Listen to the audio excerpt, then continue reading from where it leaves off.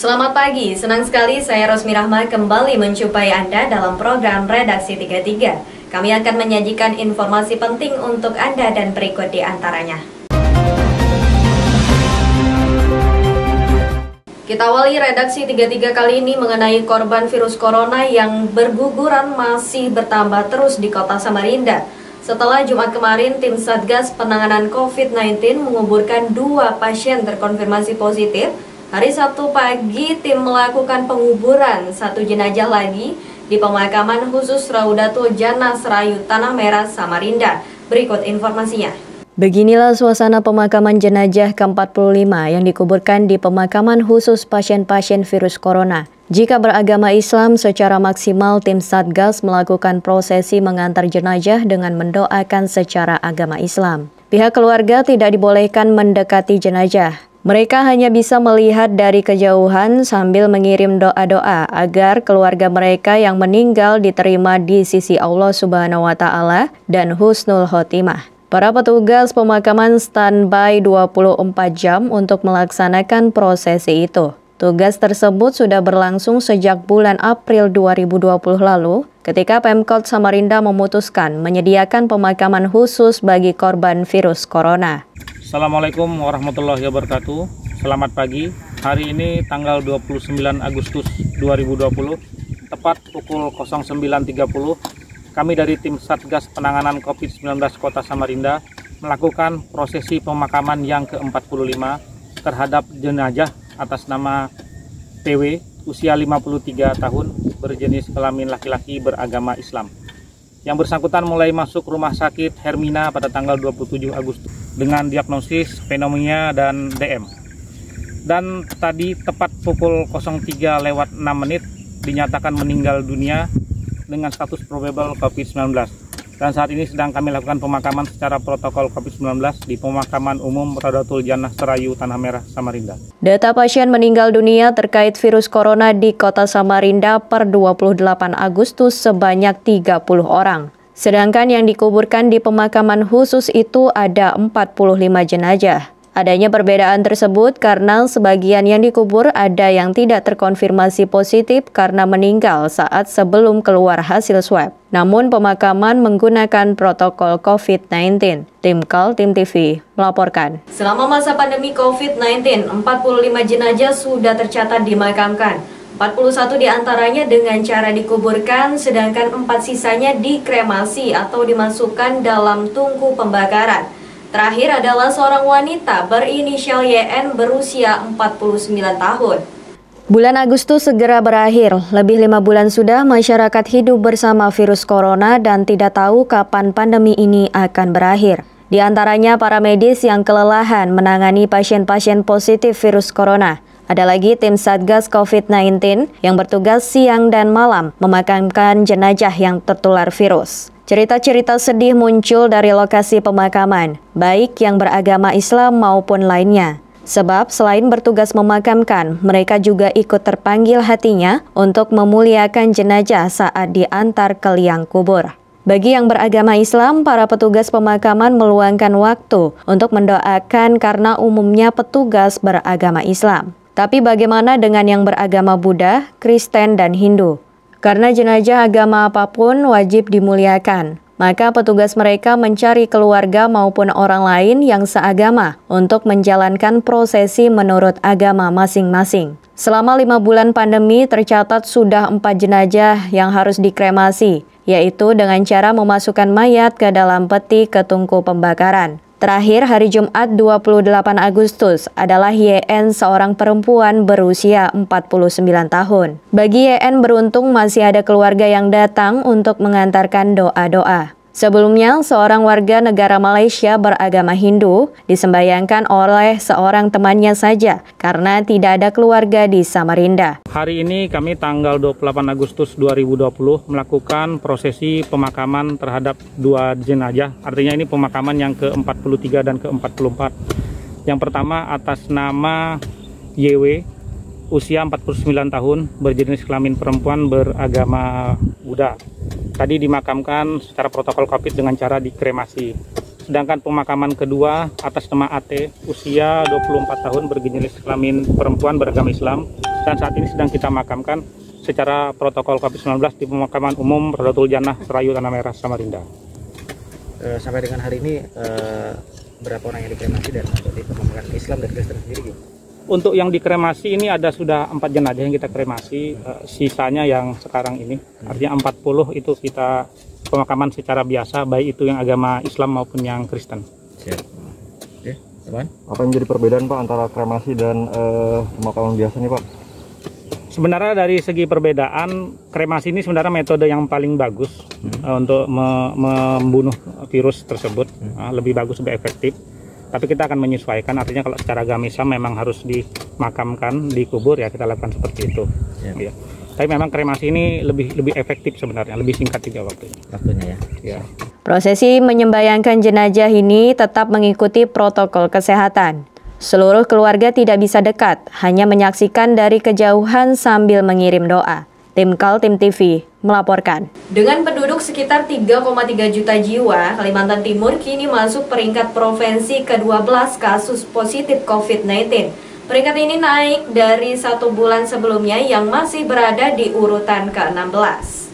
Tim Satgas Penanganan COVID-19 Kalimantan Timur mengumumkan kembali data terbaru peningkatan jumlah pasien positif yang belum menunjukkan penurunan. Bahkan tren menunjukkan terjadi kenaikan jumlah pasien terpapar semakin membesar. Update 28 Agustus 2020, terjadi penambahan 97 kasus positif baru di seluruh Kalimantan Timur. Dengan pertambahan itu, maka kumulatif sudah 3.723 kasus yang terjadi dan 2.258 diantaranya sembuh, serta 147 orang yang meninggal dunia. Sedangkan pasien positif masih dirawat baik di isolasi mandiri maupun di rumah-rumah sakit ada 1.318 pasien. Dengan data terbaru itu, Kaltim mengalami peningkatan peringkat dari sebulan silam masih ada di urutan 16, tapi saat ini sudah berada di peringkat 12 provinsi terparah dalam penularan virus dari kota Wuhan, Tiongkok itu. Semakin menempati posisi-posisi yang sebenarnya harusnya kita hindari. Artinya apa? Kalau dibandingkan dengan 1 bulan yang lalu, posisi Kalimantan Timur masih di sekitar antara 16 atau 17, urutan 16-17 dari 34 provinsi. Nah, kemarin urutan kita berada di 12 tertinggi atau terbanyak kasusnya dari 34 provinsi, dan hari ini kemungkinan kita naik lagi 1 peringkat ke urutan 11, dan tidak menutup kemungkinan apabila kita tidak memaksimalkan, masyarakat juga tidak peduli terhadap upaya pencegahan ini, dan semua pihak tidak melakukan upaya bersama-sama dalam rangka untuk menekan penularan COVID-19 ini dengan menerapkan protokol kesehatan secara maksimal, gerakan menggunakan masker, dan tentunya juga cuci tangan dengan sabun, maka mungkin besok atau lusa posisi Kalimantan Timur akan terus naik kepada posisi 10 besar. 3 kota zona merah ada di Balikpapan, Samarinda, dan Bontang. Di 3 kota ini penyebaran secara cepat sedang terjadi. Menurut Andi M. Ishak, jika masyarakatnya tidak disiplin dalam protokol kesehatan, maka risikonya sangat tinggi dan para medis tidak mampu mengatasi lagi. Misi lokal sudah begitu banyak, sudah semakin klaster-klaster yang terbentuk juga sudah semakin banyak, dan ini tentunya akan sangat menyulitkan bagi kita apabila tidak ada dukungan dan keseriusan dari masyarakat untuk benar-benar bagaimana bisa memaksimalkan dirinya supaya tidak tertular, dan juga bagaimana bisa untuk menjaga anggota keluarganya dan tentunya juga melindungi masyarakat di sekitarnya. Tim Kaltim TV melaporkan. 2 kawanan pencuri sepeda motor dan HP dibekuk Satreskrim Polresta Balikpapan. Bahkan, aksi kedua tersangka sempat terekam kamera pengawas. Beginilah detik-detik 2 kawanan pencuri AR 24 tahun dan GL 25 tahun melakukan aksi perampasan sebuah ponsel terhadap bocah perempuan yang terekam oleh kamera pengawas di kawasan Kilo 11 Karangjoang, Balikpapan Utara pada pertengahan Agustus lalu. Saat diamankan Satreskrim Polresta Balikpapan pada tanggal 20 Agustus lalu, diketahui 2 tersangka dikenal sebagai spesialis pencurian HP dengan cara merampas dan mengincar sepeda motor yang terparkir. Dari tangan kedua tersangka, polisi berhasil amankan barang bukti berupa 2 unit HP dan 1 unit sepeda motor yang belum sempat dijual oleh para tersangka. Mereka ternyata juga melakukan perampasan handphone. Salah satunya yang terjadi di Kilo 11 ya, yang videonya sempat viral dari CCTV, di mana pelaku ini mengambil handphone dari seorang anak yang sedang bermain-main handphone di depan rumahnya. Dari pelaku dapat kita amankan beberapa barang bukti. Yang pertama adalah 1 unit sepeda motor jenis Vario warna putih. Kemudian 1 buah handphone merek Advan dan 1 unit handphone merek Vivo. Sementara itu, tersangka mengaku hasil penjualan HP digunakan untuk keperluan sehari-hari dan untuk membeli obat-obatan terlarang. Sambil duduk di belakang mobil, di papasnya gitu, main HP. Modus tuh begitu kan, ngambil HP kan? Kamu rampas gitu ya dari tangannya ya? Teman saya begitu merampas HP, saya langsung nyalakan motor. Saya joki, dia rampas handphone itu. Berapa orang sering kamu gitu kan? Cuman 1 itu aja anak. Yang ketahuan? Iya. Yang ketahuan ya? Habis itu dari mana kamu? Ya. Pas mau kemana kamu itu ngelihat anak? Itu menuju ke Kilo 9. Kilo 9 pasar malam. Mau pulang, ke pasar malam. Handphonenya Iya. kamu jual? Handphonenya jual Berapa? Di kerangannya 1 juta. Uangnya buat apa? Uangnya itu buat keperluan, ada makan juga, ada buat obat-obatan juga. Kedua tersangka dikenakan pasal pencurian dengan ancaman di atas 5 tahun penjara. Dari Balikpapan, Muhammad Idris, tim Kaltim TV. Kita beralih ke informasi selanjutnya. Untuk membantu siswa Balikpapan belajar secara online di masa pandemi, Kuarca Pramuka Balikpapan memberikan akses internet secara gratis untuk kepentingan pendidikan. Bertempat di kawasan Gunung Pasir, Balikpapan Tengah, Kuarca Pramuka Cabang Balikpapan membuka pojok internet untuk para pelajar selama masa pandemi COVID-19. Pojok internet pendidikan ini memanfaatkan fasilitas Wi-Fi internet yang selama ini ada di Gedung Pramuka Balikpapan. Para pengurus Kuarca Balikpapan pun akhirnya membuka akses internet bagi siswa dan siswi jenjang SD, SMP, dan SMA sederajat yang tinggal di sekitar Gedung Pramuka untuk bisa mengikuti pelajaran secara online. Pojok internet Balikpapan mampu menampung hingga 10 siswa. Pojok internet Kuarca Pramuka Balikpapan dibuka sejak pukul 8 waktu Indonesia Tengah sampai pukul 12 waktu Indonesia Tengah. Mengenai pojok pendidikan, kebetulan di gedung kami kan punya WiFi. Jadi WiFi ini harus dimanfaatkan oleh orang banyak. Kami langsung menghimbau kepada warga sekitar. Siapa-siapa punya anak yang membutuhkan kuota untuk pendidikan, silakan datang ke gedung kami dari jam 8 sampai jam 12. Dalam satu hari ada berapa banyak anak yang belajar di sini? Sementara yang dari awal kita buka hari Senin kemarin antara 3 sampai 5 siswa. Mampu menampung berapa banyak pelajar Pak di sini Pak? Kami sudah menyiapkan 10 meja untuk sementara. Kalau memang lebih dari 10 nanti kita akan bagi di antara gedung Kuarca dengan Sanggar Pramuka yang ada di Gunung Pasir ini.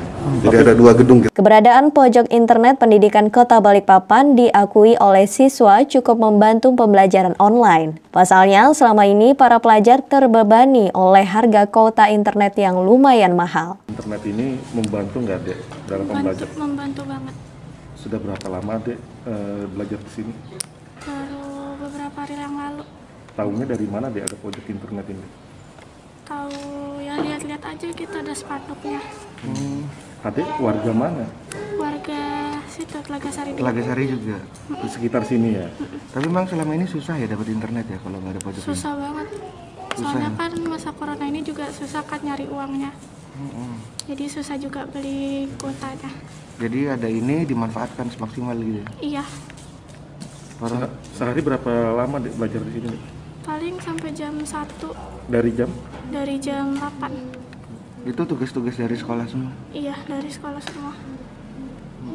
Namanya siapa? Felisa Zahra. Pelajar? Felisa Zahra. Sekolah di mana? Sekolah di SMP 3. Kelas? Kelas 9. Pojok internet ini rencananya akan terus dibuka selama para siswa masih mengikuti pembelajaran daring akibat pandemi virus corona. Dari Balikpapan, Muhammad Idris, Tim Kaltim TV. Tidak puas dengan KPU Kota Samarinda, calon pasangan perseorangan Parawansa Markus Taruk Alo melanjutkan perjuangannya dengan menggugat pelaksana pemilu KPU. Gugatan sudah didaftarkan ke Badan Pengawas Pemilu, namun masih memerlukan perbaikan berkas gugatan. Buntut rapat rekapitulasi yang dilakukan KPU Kota Samarinda terhadap pasangan calon perseorangan Parawansa Markus Taruk Alo berlanjut ke Bawaslu. Pasangan Parawansa Markus mendatangi Bawaslu dan mengajukan gugatan. Bakal calon kontestan Pilkada Kota Samarinda itu kecewa dengan KPU yang menurut mereka lalai melindungi masyarakat yang akan melakukan verifikasi faktual perbaikan. Sebelumnya pasangan ini meminta verifikasi faktual dihentikan lantaran ada surat wali kota yang membatasi mengumpulkan massa, tapi KPU tetap tidak menghiraukan, meminta agar para pendukung sesuai KTP dikumpulkan. Baik, jadi ini bahwa tanggal 25 kemarin, tepatnya hari Selasa, saya kira pihak dari bakal calon perseorangan datang ke kantor kita menyampaikan berkas terkait soal rencana sengketa. Nah, tentu jika kita mengacu ke peraturan Bawaslu 2, maka sehari setelah itu kita harus melakukan rapat pleno. Nah, hasil rapat pleno kemarin bahwa berkas yang disampaikan oleh pihak bakal pasang perseorangan masih tidak lengkap, terutama terkait soal objek sengketa, ya. Karena objek sengketa itu sesuai dengan Perbawaslu kita 2 2020 adalah ada dua, ya. Pertama adalah berita acara, ya, yang dibuat oleh KPU, dan kemudian surat keputusan. Barangkali kedua objek inilah yang kemudian dinilai atau dianggap oleh bakal pasang calon bila merasa dirugikan, maka itu yang perlu dipersengketakan melalui Bawaslu.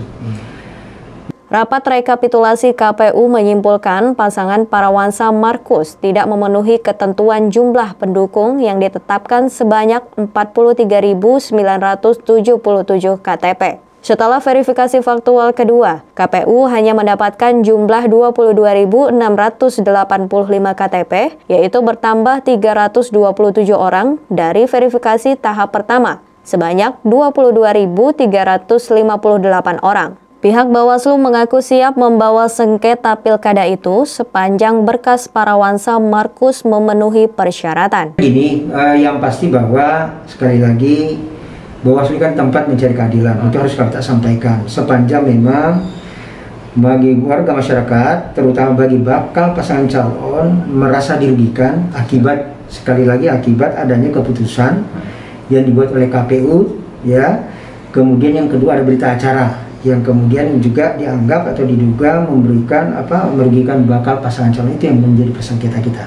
Tim Kaltim TV, Hardin melaporkan. Badan Pemeriksa Keuangan Perwakilan Kalimantan Timur mendeklarasikan wilayah bebas korupsi di Auditorium Unmul BPK Kaltim Jalan M. Yamin, Samarinda. Sejumlah pejabat mengapresiasi gerakan moral tersebut dan berharap bisa diikuti oleh instansi pemerintah lain di Kalimantan Timur.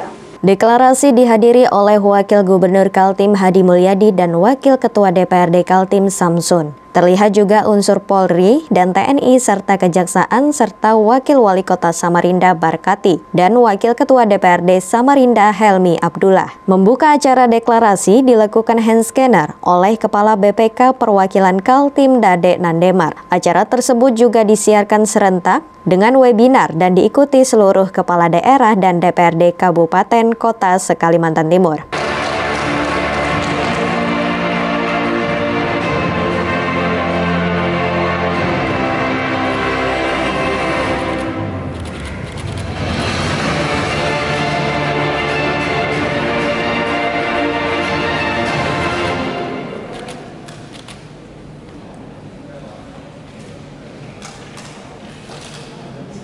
Gerakan moral menuju wilayah bebas korupsi mendapat apresiasi berbagai pihak. Wakil Ketua DPRD Kaltim Samsun menilai gerakan itu patut diikuti oleh instansi pemerintahan termasuk kalangan legislatif di Kalimantan Timur. Adalah deklarasi wilayah anti korupsi, ya.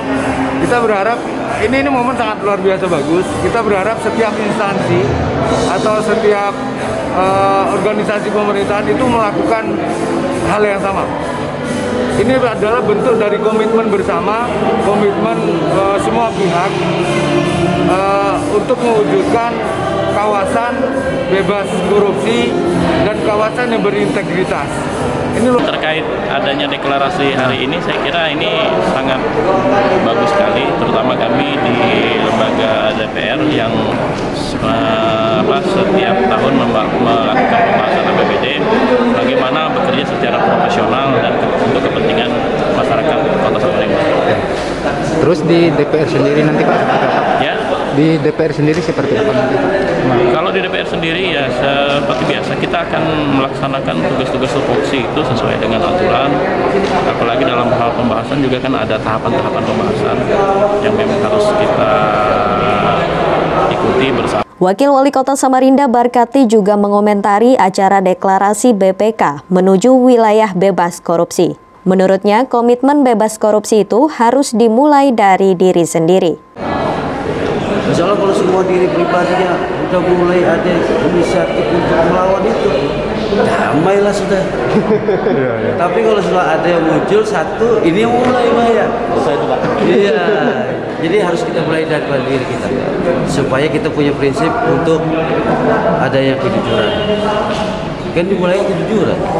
Tim Kaltim TV, Hardin melaporkan. Demikian redaksi 33 kali ini. Informasi lainnya dapat Anda simak melalui situs website kami www.kaltim.tv, channel YouTube dan fanpage Facebook Kaltim TV. Saya Rosmi Rahma bersama kerabat kerja yang bertugas pamit undur diri. Selamat pagi, selamat beraktivitas dan sampai jumpa.